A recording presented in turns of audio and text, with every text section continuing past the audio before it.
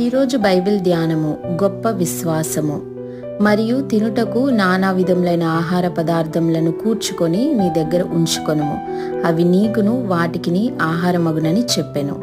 ఆదికాండము 6వ అధ్యాయము 21వ వచనము. సర్వ ప్రపంచమును గూర్చిన భారమును సకల ప్రాణులను రక్షింపవలనను భారమును దేవుడు నోవాహులో ఉంచెను. ఆత్మలు రక్షింపబడవలననియు నూతన యెరూషలేమునకును సియోనుకును వారిని సిద్ధపరచవలననియు మనము భారము కలిగి ఉండవలెను. నోవాహు సమస్త జీవులకు ఆహారమును ఏర్పాటు చేయవలసి ఉన్నది. నశించిపోవుచున్న ఆత్మల రక్షణ కొరకై భారము కలిగి ఉన్న వారికి ప్రభువు ఆత్మయు ఆహారమును లేక ప్రత్యక్షతలను అనుగ్రహించుదురు.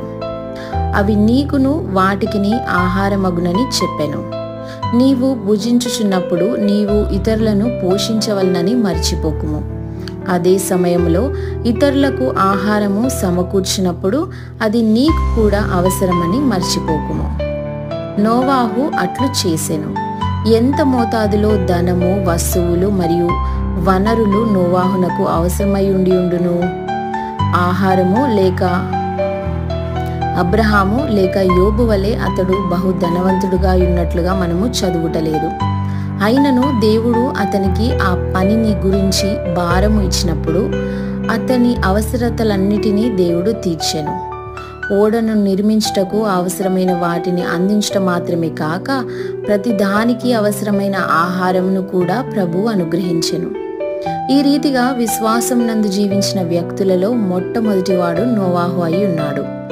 మన ఆత్మీయ అవసరతల కొరకు మాత్రమే కాక వస్తుపరమైన శరీరపరమైన వాటన్నిటి నిమిత్తము విశ్వాసమును కలిగి ఉండవలనని ప్రభు కోరుచున్నాడు. మన ఆత్మీయ అవసరతల కొరకు మరియు ఇతరుల ఆత్మీయ అవసరతల కొరకు కూడా మనం విశ్వాసము కలిగి ఉండవలనని ప్రభు కోరుచున్నాడు. విశ్వాసము లేకుండా దేవునికి ఇష్టడై ఉండుట అసాధ్యము. హెబ్రీయులకు రాసిన పత్రిక 11వ అధ్యాయము 6వ వచనము. విశ్వాసము లేని వారెవరు నా దేవునికి ఇహలోను ఇష్టులై ఉండుట సాధ్యము కాదు. ఇహ విశ్వాసమే విజయము. ఈ వీడియో యొక్క పూర్తి స్క్రిప్ట్ కావాలనుకుంటే ఈ వీడియో వివరణను చూడండి.